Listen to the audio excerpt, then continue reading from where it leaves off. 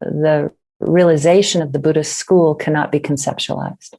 Profound as our cognitive capacity has become, and as important as language is to us, it is not where the full experience of the Buddhist truth resides. And we have to always be attentive to the way in which language does a number of different things.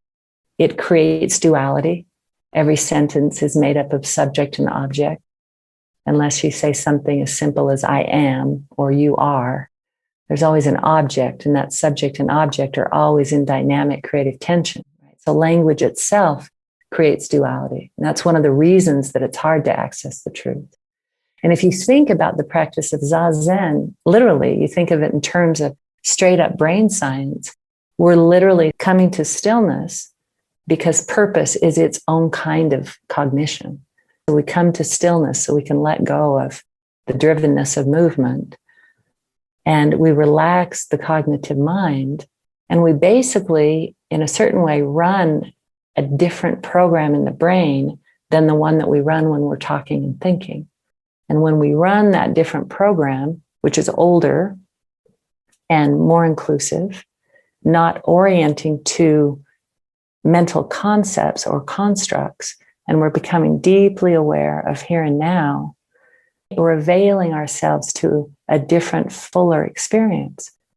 The development of language becomes a substitute for direct experience. And in a highly languaged world, in a media environment with images and language and all these reference points, that the direct experience of our body, heart, mind in relationship to the environment actually can often become secondary, which is why we're pointed away so much from the cognitive mind.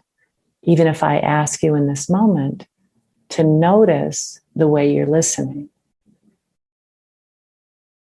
and to feel you're listening in some ways a little more fundamental than, and I mean whole-bodied listening, as more fundamental in this moment than these mental reference points that I'm expressing to you through language.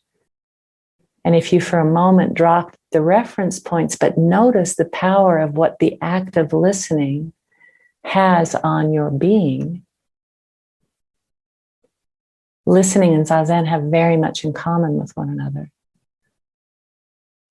So you can turn your attention away from the mental reference points and to the body in this moment.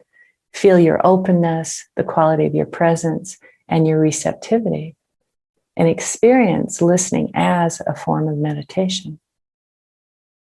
So lots of times in the monasteries, the way in which Dharma talks are given is exactly this way. You know, a master, like Maizumi Roshi, is inviting you to listen in a particular way that is literally running your nervous system very much like Zazen. And as you listen, the potency of the master's words in a particular moment will energize and enliven this very qualitative samadhi. So the practice of Dharma talks traditionally are quite very close to Zazen in that regard. Can you feel what I'm talking about?